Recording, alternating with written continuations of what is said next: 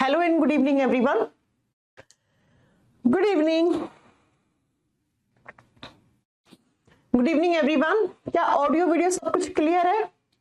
अगर audio video सब कुछ क्लियर है तो एक बार कमेंट करके बता दो, फिर हम आज की क्लास स्टार्ट करते हैं। चंद्रकांत आ चुके हैं, गजाला आ चुके हैं, जया आ चुके हैं, सुमित आ चुके हैं, पंकज आ चुके हैं, बादल आ चुके हैं। प्रदीप कुछ कह रहे हैं कि आप बहुत अच्छा पढ़ाते हो लेकिन आप इंग्लिश में ज्यादा पढ़ाया करो। अच्छा, हमें तो लगता है हम फुल टू इंग्लिश में ही पढ़ाते हैं। चंद्रभान कह रहे जय श्री श्याम बेटा। जितेंद्र, चंदन, पंकज, सपना, गुड इवनिंग। सब कुछ ठीक है? ऑडियो वीडियो सब कुछ क्लियर है ना? आज की क्लास स्टार्ट कर दें। ठंड बहुत बढ़ गई है भैया, आपके यहाँ भी बढ़ी गई होगी ठंड, है ना? इधर भी चरम सीमा पे है सर्दी अभी फिलहाल। चलिए फिर आज की क्लास स्टार्ट करते हैं।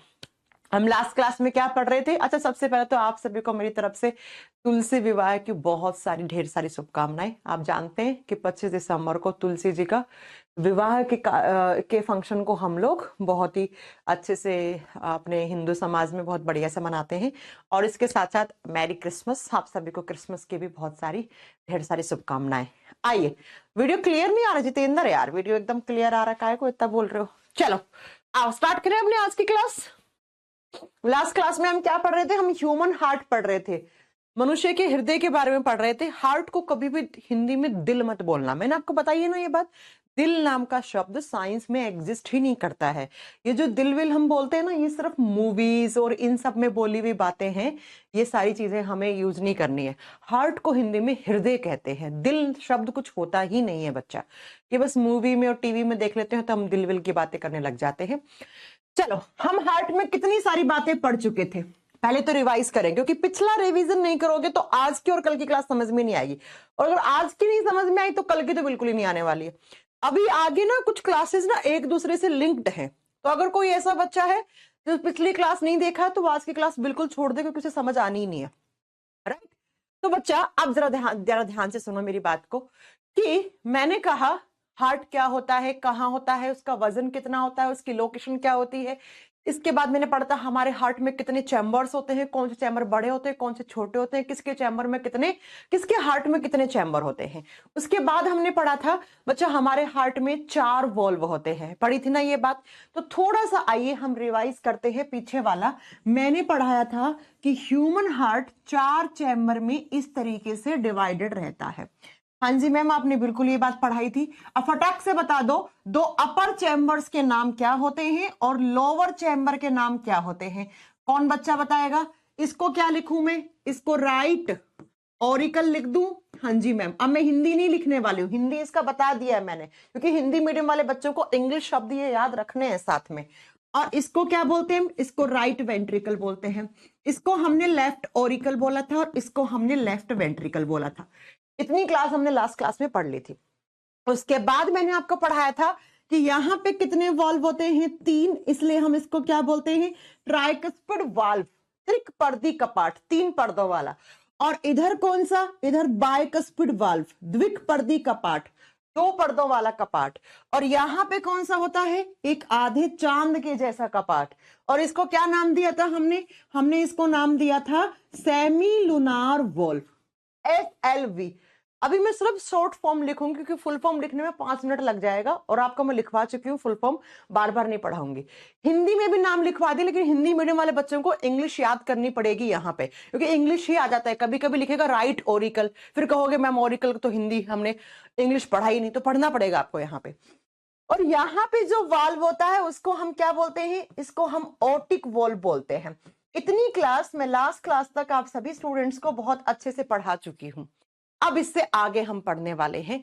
चलो थोड़ा सा अब आगे चलते हैं। आइए जरा इस चीज को यहीं रखते हैं, नेक्स्ट स्लाइड पे पढ़ेंगे हम। अब मैंने आपको पढ़ाया था कि हम जब सर्कुलेटरी सिस्टम पढ़ते हैं तो सर्कुलेटरी सिस्टम का एक हिस्सा ब्लड वेसल्स भी होती है।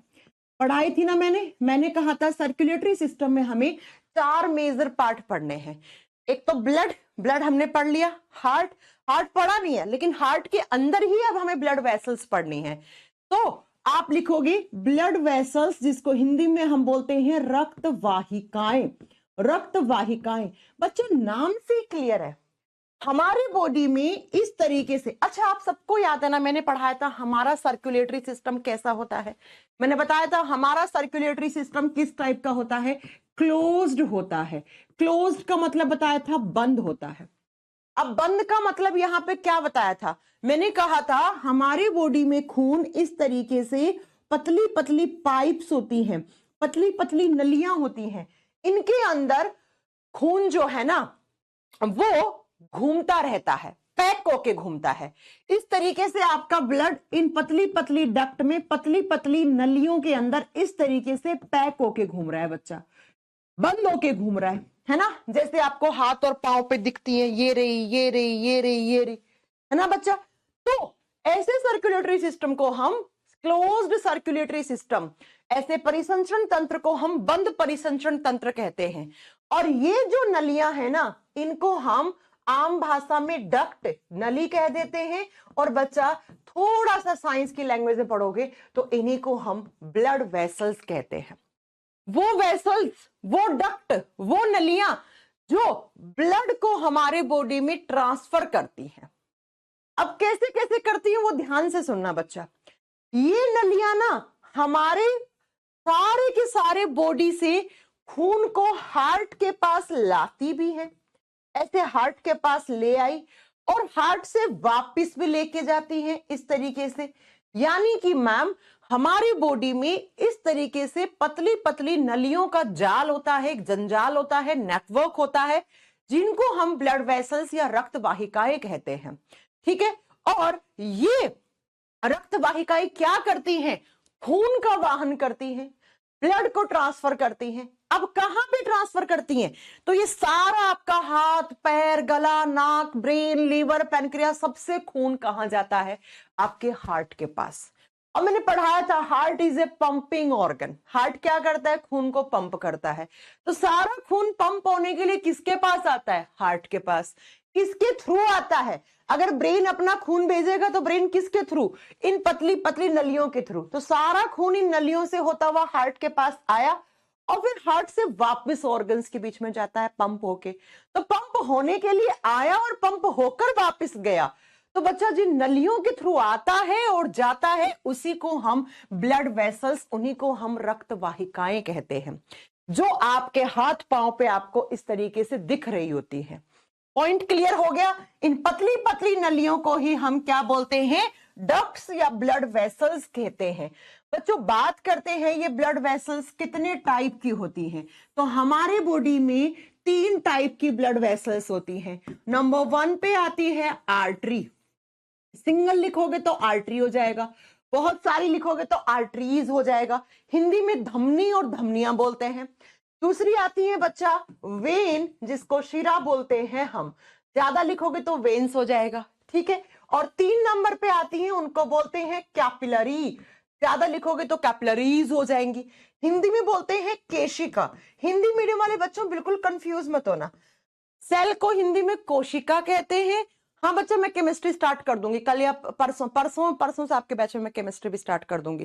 केमिस्ट्री की टाइमिंग मैं आफ्टरनून में रखने वाली हूँ, 2 से 3 या 3 से 4 जो भी होगा टाइमिंग में देख लूंगी, है ना। टेक्निकल टीम जिस भी टाइम में अवेलेबल होगी 2 से 3 या 3 से 4 में मैं केमिस्ट्री भी स्टार्ट कर दूंगी आपकी, साथ साथ में दोनों सब्जेक्ट। वैसे आपका फिजिक्स हो रहा है, आप ये मत बोलना कि फिर हमारा तीनों सब्जेक्ट ज्यादा हो रहा है मैम, सर के ऊपर से जा रहा है, 3 घंटे हम क्या साइंस पढ़ें क्या दिन में, ये सब शिकायत मत देना आप। ठीक है, आपके पास ऑप्शन है, आप चाहोगे कि मैं साथ में केमिस्ट्री स्टार्ट कर दूं तो मैं वीक में 4 दिन केमिस्ट्री स्टार्ट कर दूंगी। 4 दिन बहुत है क्योंकि केमिस्ट्री का सिलेबस बायोलॉजी के मुकाबले में बहुत कम है, 40 से 42 क्लास ही केमिस्ट्री की होंगी। अगर आप ये चाहते हैं कि मैम पहले बायो पढ़ा दो आप, मतलब 70-80% जो इंपॉर्टेंट चैप्टर है वो बायो के करवा दो, फिर आप केमिस्ट्री करवा दो, मैं दोनों में राजी हूँ। आप जैसा भी चाहोगे आप बता दो, मैं जो मेजोरिटी होगी उसी के हिसाब से मैं चल लूंगी। मुझे पढ़ाना है बच्चा, आज पढ़वा लो 1 महीने बाद पढ़वा लो, मेरे लिए तो अच्छा है अभी पढ़ा दूं मैं ना। चलो, रेलवे की वैकेंसी आपको नेक्स्ट मंथ में जनवरी में आपको नोटिफिकेशन देखने को मिल जाएगा। यूपी कांस्टेबल की वैकेंसी आ गई है, 60,000 कितने हैं, बहुत सारे कांस्टेबल की वैकेंसी आ गई, बहुत बढ़िया से साइंस आता है उसमें, 7-8 नंबर का क्वेश्चन आएंगे, बढ़िया से पढ़ लो अच्छे से साइंस। और बाकी आप क्या कहते हैं, अगर आप रेलवे की वैकेंसी आपको जनवरी में नोटिफिकेशन देखने को मिल जाएगा, तैयारी में लग जाओ अभी से। चलो, मैंने कहा 3 टाइप की ब्लड वेसल्स होती हैं, artery, when, capillary. Arteries, veins, capillaries हम क्या बोलते हैं हिंदी में? धमनी। और नेक्स्ट सीरा, और कैपिलरी को हिंदी में केशिका कहते हैं, कोशिका मत कह देना। अब बच्चा इनमें डिफरेंस क्या होता है जरा ये सुन लो। अच्छा, बच्चा कह रहा है 3 दिन बायो 3 दिन केमिस्ट्री पढ़ा दो, ये भी अच्छा ऑप्शन है यार, नॉट बैड। लेकिन बायो का सिलेबस बहुत है, बायो का सिलेबस खत्म करवाने में तो 90 से 100 क्लास लगेंगी बेटा, समझ रहे हो? बायोलॉजी का सिलेबस, बायोलॉजी का आधा केमिस्ट्री होता है। चलो सुनो, क्या आर्टरीज क्या होती है, वेन्स क्या होता है, क्लास के लास्ट में बात करेंगे, आप सोच लो इतनी देर, लेकिन अभी पढ़ लो, बाकी बाद में बात करेंगे क्लास के लास्ट में कि केमिस्ट्री कैसे पढ़ाएंगे, ठीक है? अभी पढ़ लेते हैं यार, रिदम टूट जाएगा नहीं तो। मैंने कहा 3 टाइप की ब्लड वेसल्स होती है, आर्टरीज, वेन्स, कैपिलरीज। यहां से बहुत क्वेश्चन आते हैं, बहुत ध्यान से सुनो। आर्टरीज क्या होती है? मैंने आपको एक चीज पढ़ाई थी, हमारे बॉडी में 2 टाइप का ब्लड होता है, एक प्योर एक इम्प्योर। प्योर का मतलब जिसमें ऑक्सीजन ज्यादा है, इम्प्योर का जिसमें CO2 ज्यादा है। तो बच्चा आर्टरीज में प्योर ब्लड रहता है। अब आप सभी बता दो प्योर ब्लड का मतलब क्या हो गया? आर्टरीज में हमेशा शुद्ध रक्त, शुद्ध खून बहता है, यानी कि इसके अंदर ऐसा ब्लड रहता है जिसके अंदर ऑक्सीजन की मात्रा क्या होती है? ज्यादा होती है। तो बच्चा आर्टरीज में हमेशा और हमेशा ऐसा खून रहता है जिसके अंदर ऑक्सीजन ज्यादा रहता है, जबकि वेन्स में हमेशा इम्प्योर ब्लड रहता है। इम्प्योर का मतलब होता है बच्चा अशुद्ध, और अशुद्ध का मतलब क्या होता है बच्चा?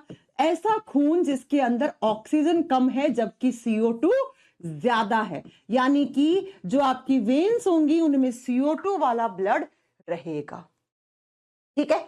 नेक्स्ट कैपिलरीज में, अब आप सोचो कि मैम खून तो 2 ही टाइप का होता है, प्योर और इम्प्योर, तो अब तीसरा टाइप का ब्लड तो आएगा नहीं, तो कैपिलरीज में कैसा ब्लड रहता है? बहुत ध्यान से सुनना। कैपिलरी का काम क्या होता है? कैपिलरी का काम होता है एक आर्टरी को एक वेन से जोड़ना, आर्टरी को वेन से जोड़ने का काम करती है। आर्टरी का मतलब धमनी, वेन का मतलब शिरा। इस तरीके से देखो बच्चा, ये आपकी आर्टरी है एक, और इस तरीके से आपकी एक वेन है। तो ये जो आपकी है ना बीच वाली नली, इसको हम क्या बोलेंगे? ये मान लो आर्टरी है, ये मान लो वेन है, तो ये जो बीच में नली है ना जो दोनों को कनेक्ट कर रही है, दोनों को जोड़ रही है, इसी को हम कैपिलरी या इसी को हम केशिका कहते हैं। अब बच्चा आप खुद सोचो, जब कैपिलरी एक आर्टरी को वेन से जोड़ रही है तो इसमें प्योर और इम्प्योर ब्लड आके क्या हो रहा है? मिक्स हो रहा है। इसका मतलब मैम इसमें तो मिक्स्ड ब्लड रहता है। इसमें कैसा खून रहता है? मिश्रित खून रहता है, इसके अंदर खून आके मिक्स हो जाता है। ओके, पॉइंट क्लियर हो गया? किसमें प्योर रहता है, किसमें इम्प्योर रहता है और किसमें मिक्स रहता है, तीनों पॉइंट क्लियर हो गए। आओ नेक्स्ट पॉइंट पे। बच्चा आर्टरीज किस कलर की होती हैं? आर्टरीज हमेशा लाल कलर की होती है, आर्टरीज लाल कलर की होती हैं। वेन्स हमेशा ब्लू कलर की होती हैं, नीले रंग की होती हैं।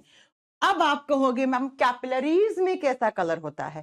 कैपिलरीज का कलर फिक्स नहीं होता, इनका कलर फिक्स नहीं होता। अरे मैम क्यों नहीं होता? बच्चा कैपिलरी का काम क्या है? एक धमनी को सिरा से जोड़ना।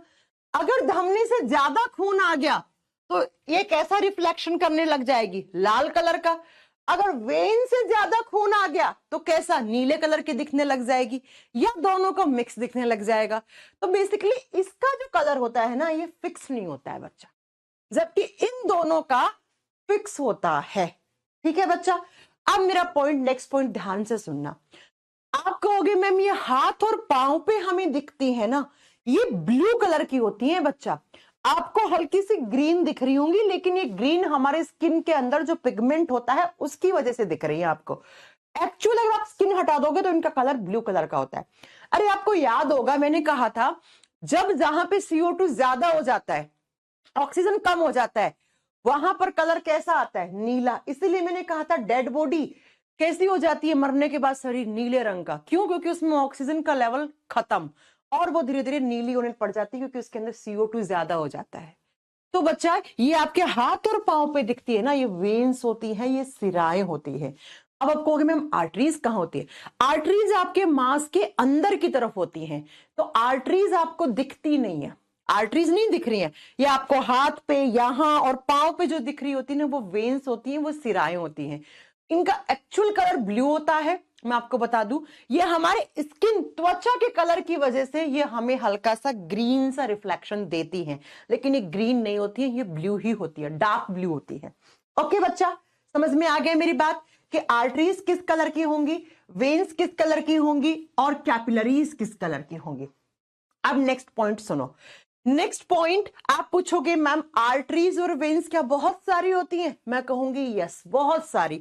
आप एक हाथ पे ही देख लो, देखो काउंट करो, 1 2 3 4 5 6 7 8 तो मुझे यहीं दिख गई है ना। बहुत सारी ऐसी होंगी जो दिखेंगे नहीं। तो बहुत सारी आर्टरीज, बहुत सारी वेन्स होती हैं, बहुत सारी धमनियां, बहुत सारी सिराएं होती हैं। तो क्वेश्चन आता है, इतनी सारी धमनियों में से क्या कोई बड़ी धमनी होता है? क्या कोई सबसे बड़ी धमनी है? तो आपको पता होना चाहिए आर्टरीज में लार्जेस्ट आर्टरी कौन सी होती है, सबसे बड़ी धमनी कौन सी होती है। हिंदी मीडियम वाला बच्चा लिखेगा महाधमनी। महाधमनी का मतलब है सबसे बड़ी धमनी, और सबसे बड़ी धमनी का नाम होता है ओटा, AORTA। और हम इसको जब प्रोनाउंस करते हैं तो बच्चा आर साइलेंट हो जाता है, इसको अयोटा या ओटा बोलते हैं। ये सबसे बड़ी धमनी होती है।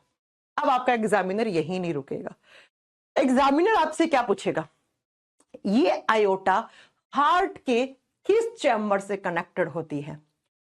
अब बच्चों ये बताओ, अयोटा क्या है? धमनी है। धमनी में कैसा ब्लड रहता है? ऐसा, यानी कि प्योर।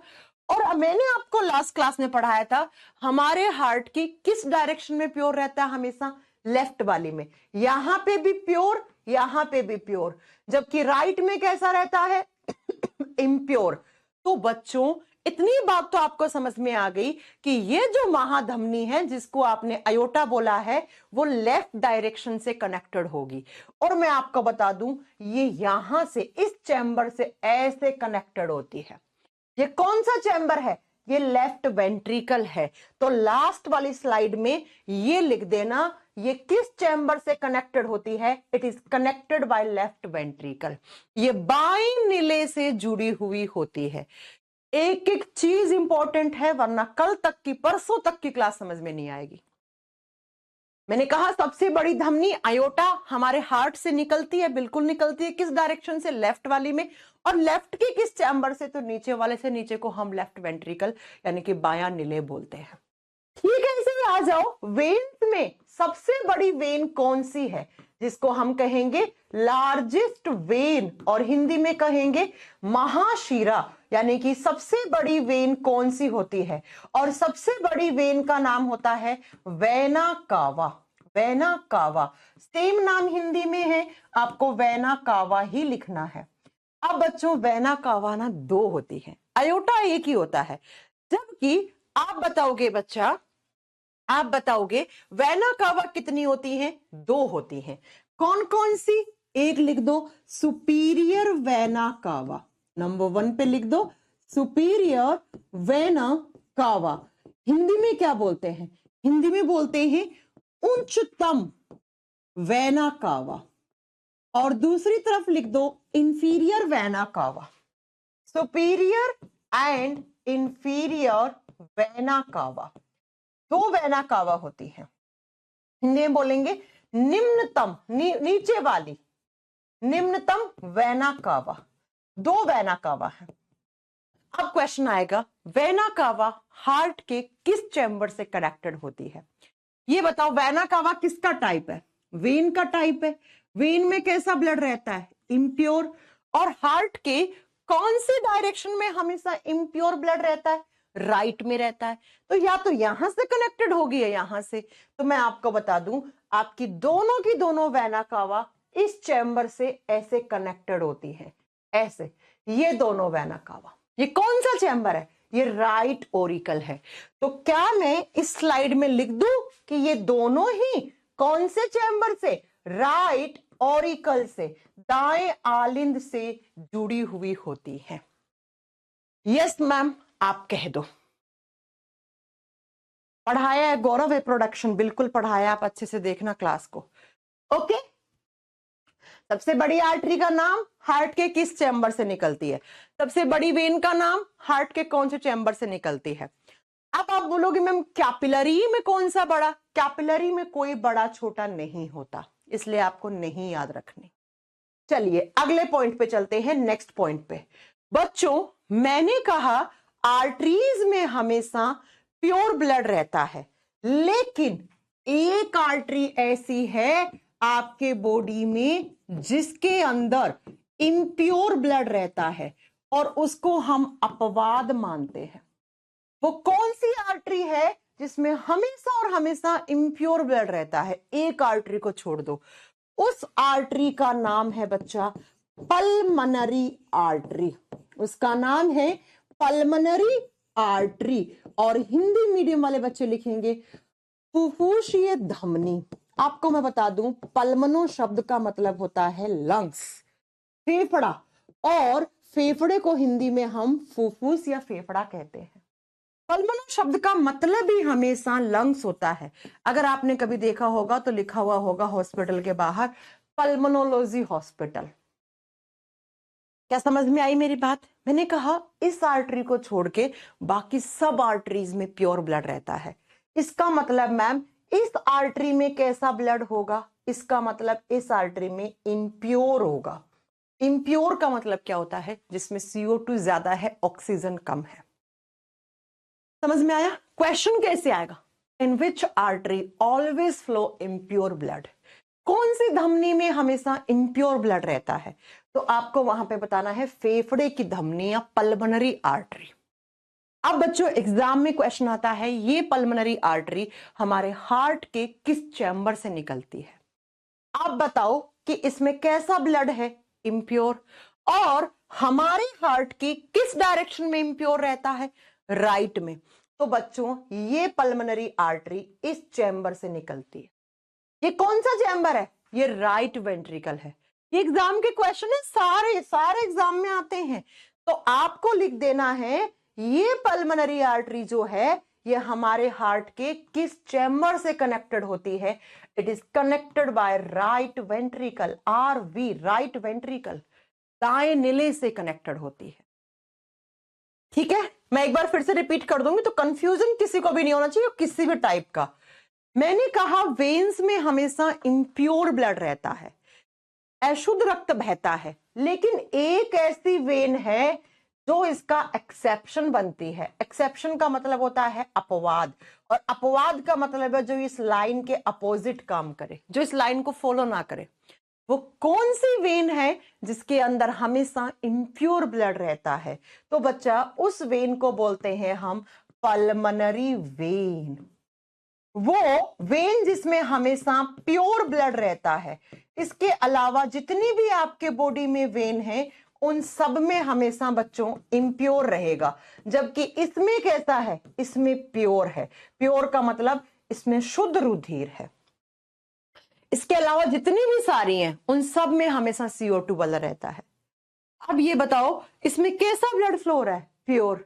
अब अगर मैं पूछ लूं हमारे हार्ट की कौन सी डायरेक्शन से निकलती है ये, तो बच्चा प्योर कौन सी डायरेक्शन में होता है? लेफ्ट डायरेक्शन में।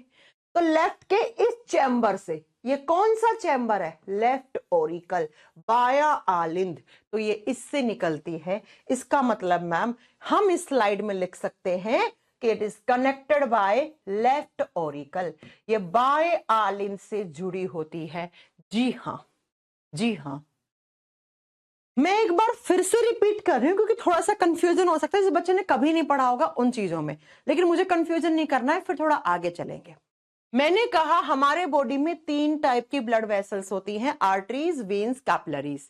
आर्टरी धमनी जिसमें हमेशा प्योर ब्लड रहता है वो लाल कलर की होती है, और बच्चा उनमें सबसे बड़ी आर्टरी आयोटा होती है, और ये आयोटा हमारे हार्ट के लेफ्ट वेंट्रिकल से निकलती है, लेफ्ट वेंट्रिकल से जुड़ी हुई होती है, बाएं नीले से जुड़ी हुई होती है। बच्चा इस वैसे सारी आर्टरीज में हमेशा प्योर ब्लड रहता है, एक आर्टरी में इम्प्योर रहता है, तो वो अपवाद बनताती है आर्टरीज की।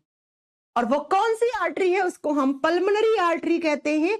और वो पल्मोनरी आर्टरी हमेशा कैसा ब्लड कैरी करती है? इम्प्योर। और यह हमारे हार्ट के किस चैम्बर से कनेक्टेड होती है? राइट वेंट्रिकल से, दाएं नीले से।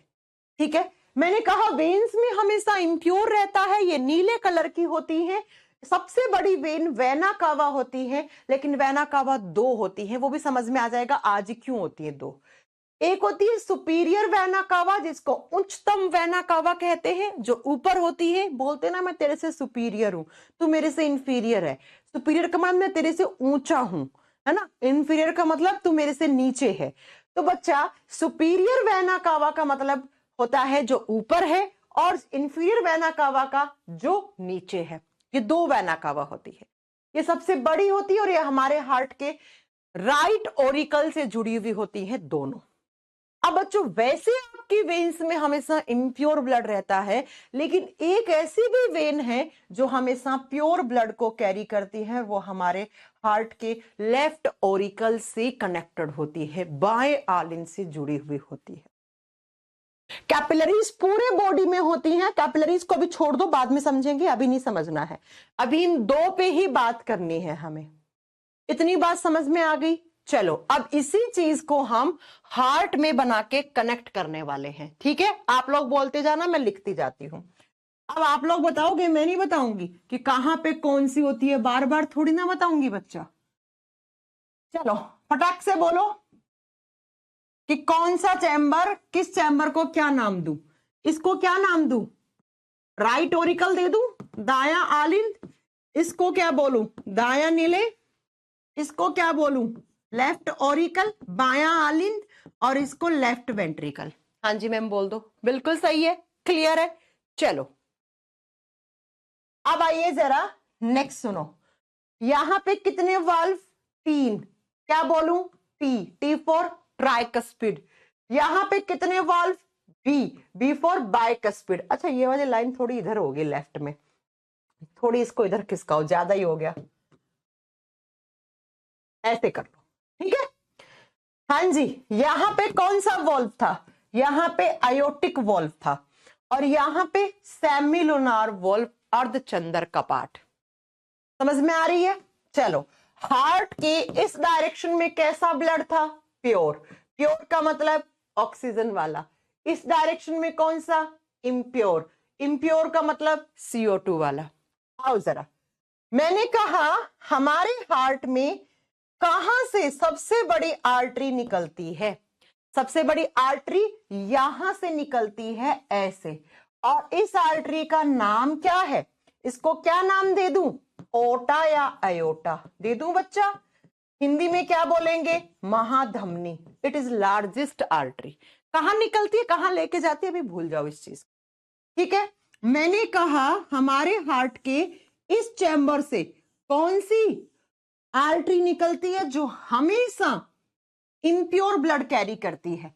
इसका नाम होता है पल्मनरी आर्टरी।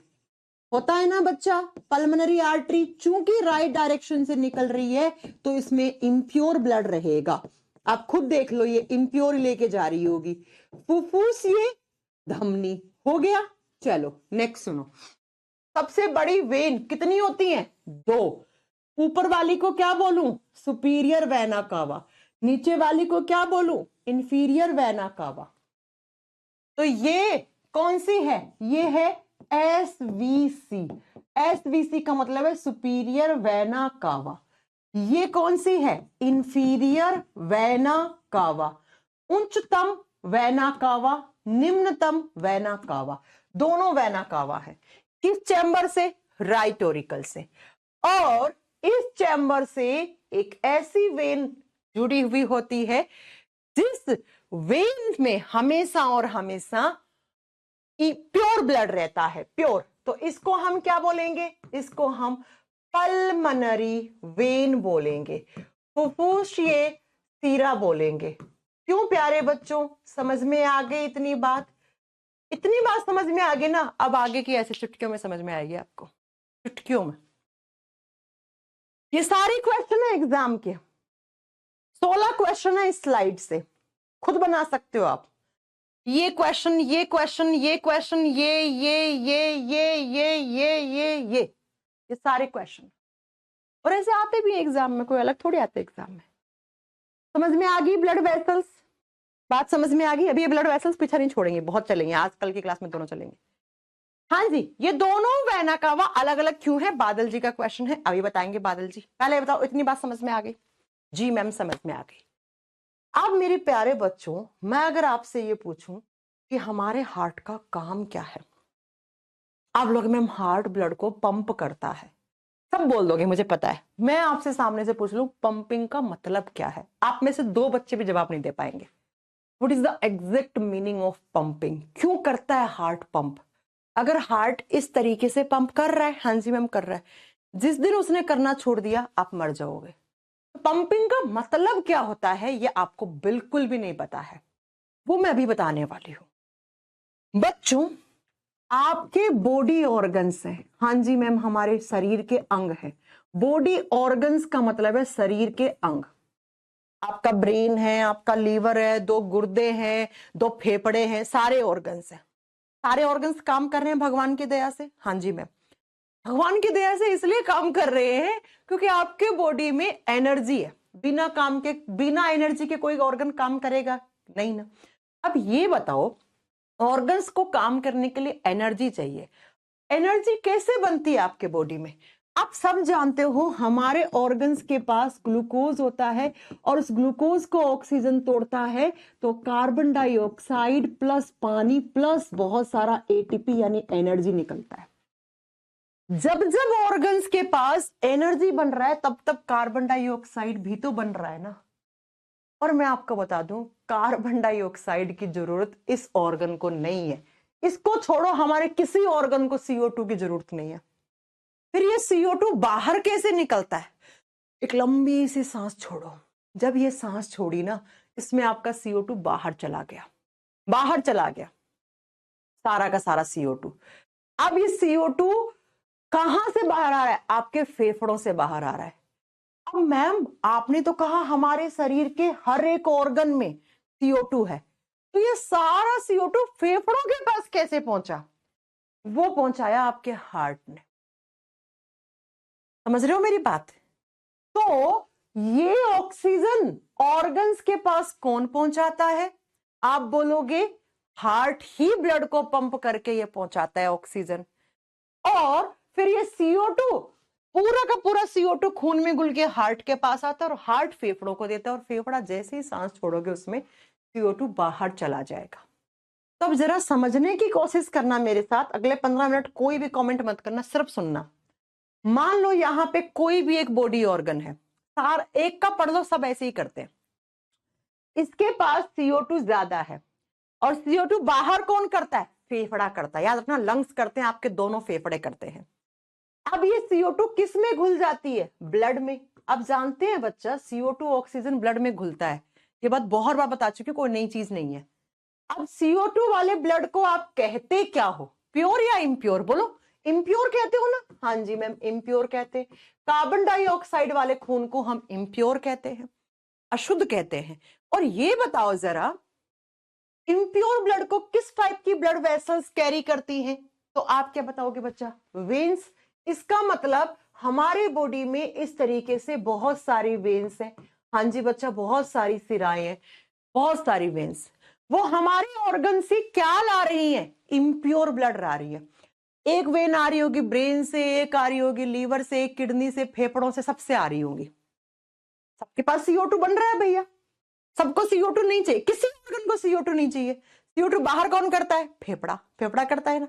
तो ये CO2 सारा खून में घुल जाता है। और मैंने कहा है खून के अंदर CO2 रहता है, उस खून को हम इम्प्योर कहते हैं, उसको हम अशुद्ध रक्त कहते हैं। और इम्प्योर ब्लड हमेशा वेन्स में रहता है, सिराओं में रहता है। तो ऐसे देखो ना बच्चा, ये देखो सिराओं का जंजाल, ये देखो हर एक ऑर्गन से वेन्स आती है और ये वेन्स खून को लेकर आ रही है। कैसा खून? इम्प्योर।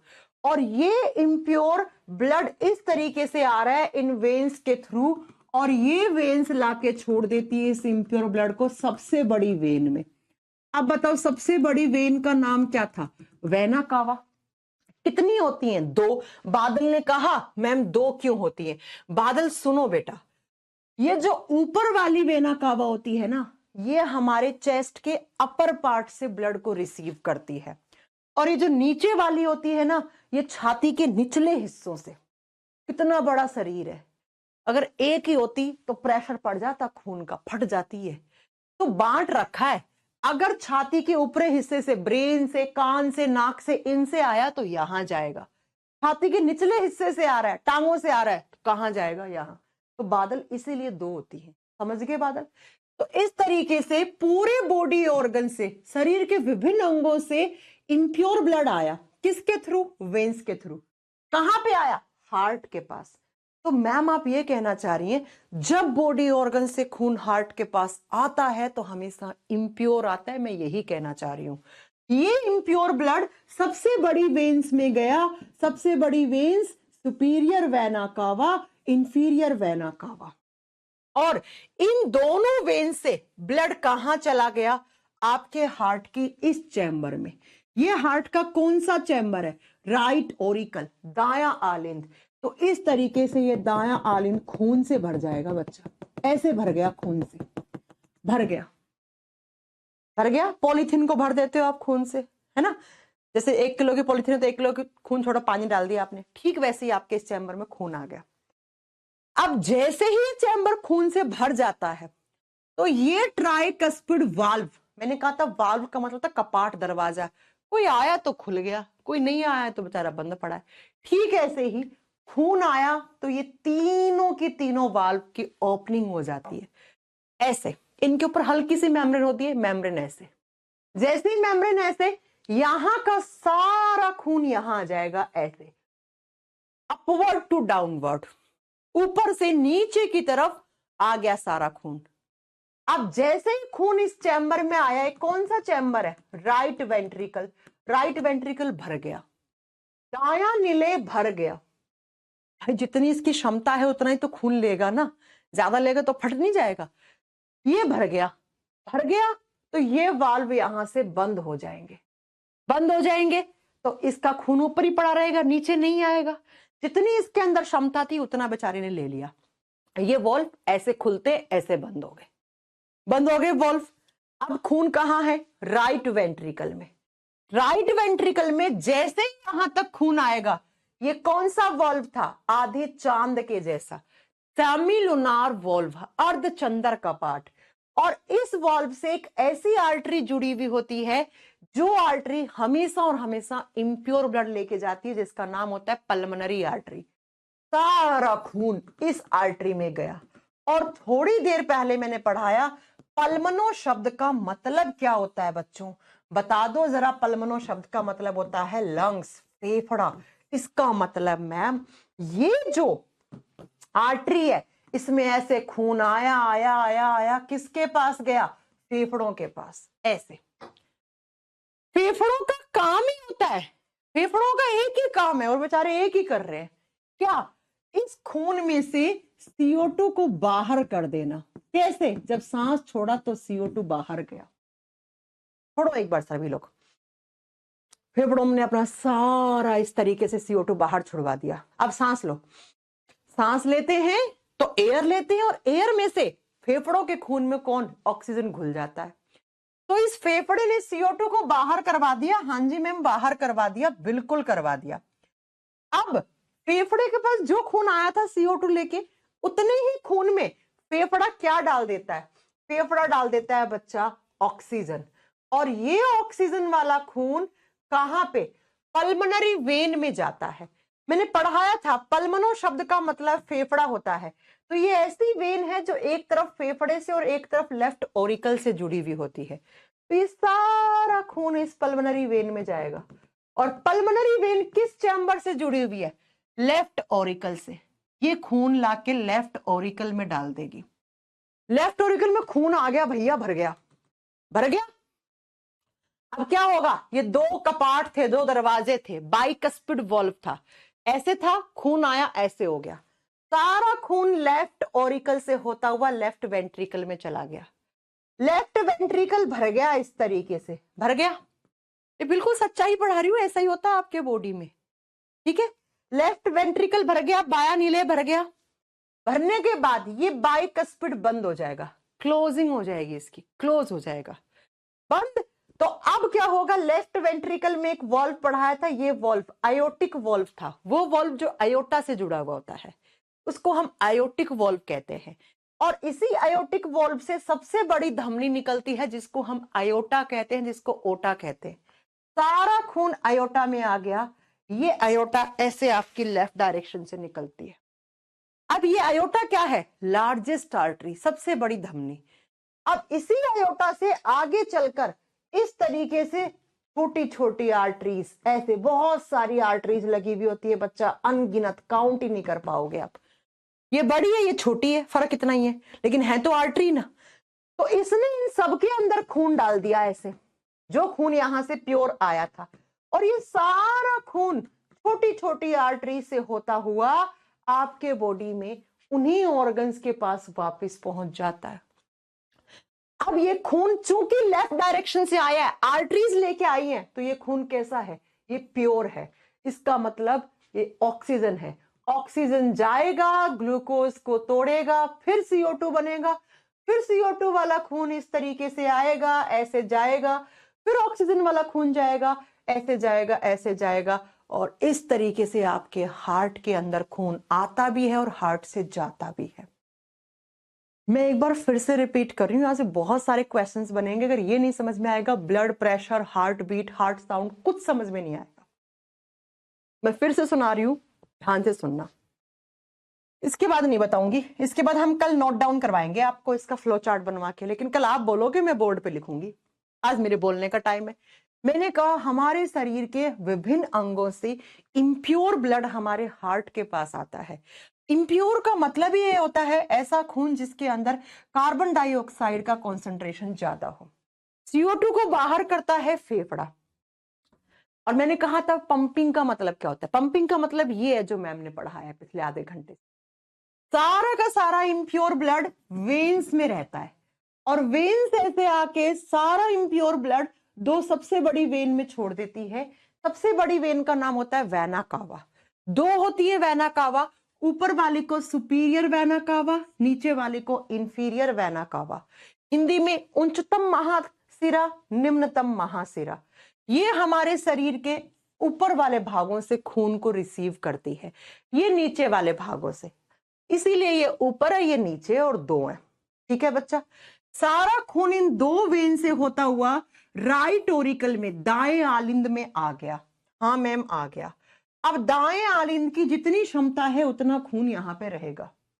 जैसे ही दाएं आलिंद भर जाएगा, यहां पे ये 3 वाल्व होते हैं जिसको हम ट्राइकस्पिड वाल्व, त्रिकपर्ती कपाट कहते हैं, इनकी ओपनिंग हो जाएगी और सारा खून इससे ऊपर से नीचे की तरफ आ जाएगा।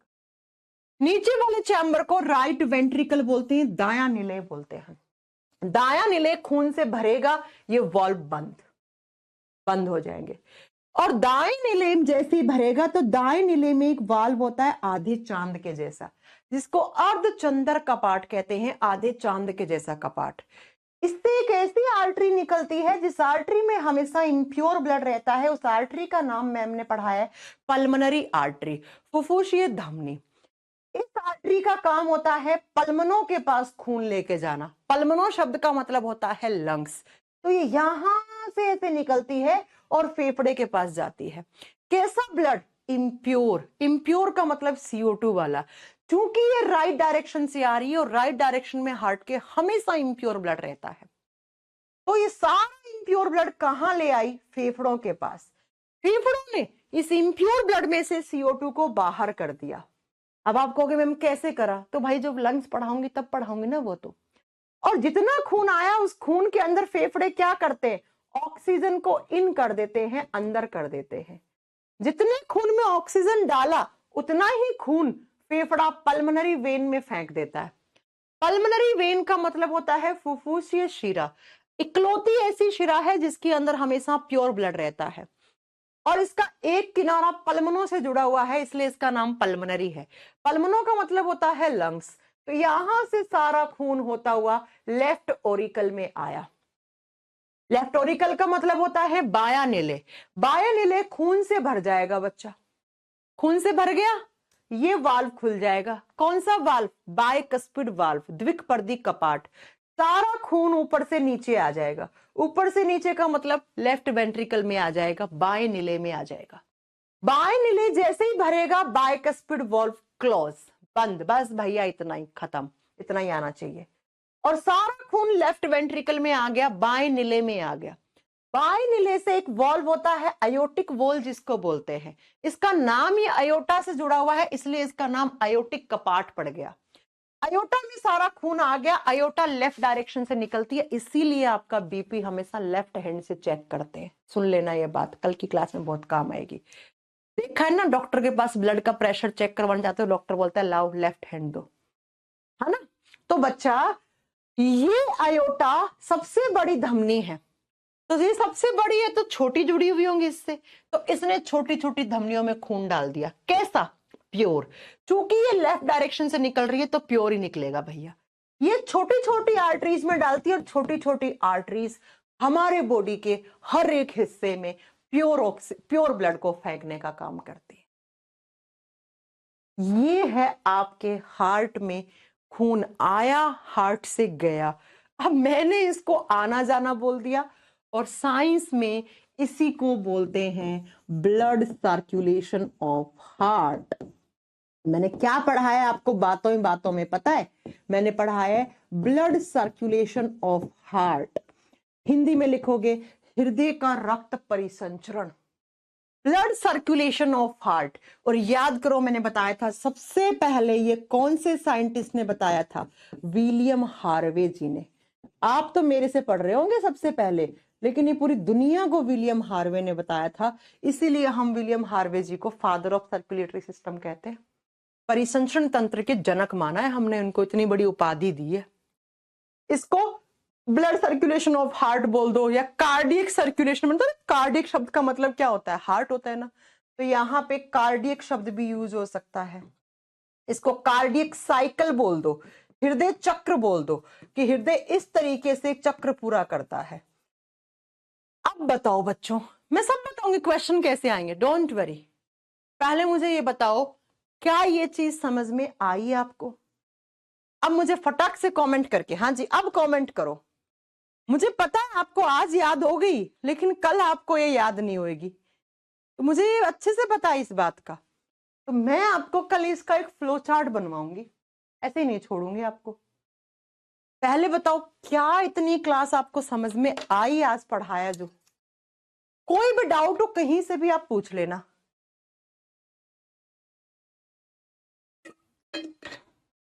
पंकज जी, मैं और कौन सी भाषा में बोल रही हूँ, हिंदी में नहीं बोल रही तो हम हिंदी में पढ़ाओ।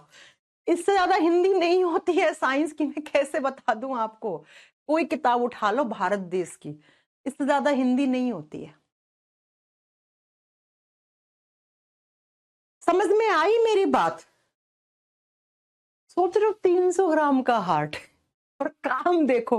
अभी तो ऐसी ऐसी बातें पता लगेगी ना आपको हार्ट के बारे में, आपके मन में इज्जत बढ़ जाएगी हार्ट के लिए। अब ये जो तली हुई चीजें और ये रिफाइंड खाते हो ना, खाना छोड़ दोगे आप, है ना? क्योंकि मैं आपको बताऊंगी ये सबसे ही आपको क्या हो रहा है, इन्हीं सबसे आपको हार्ट अटैक आ रहा है।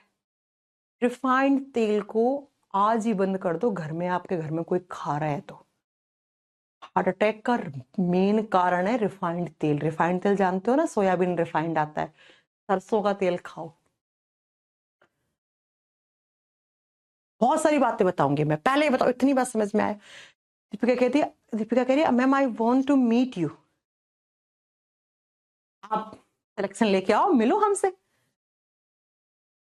समझ में आई मेरी बात?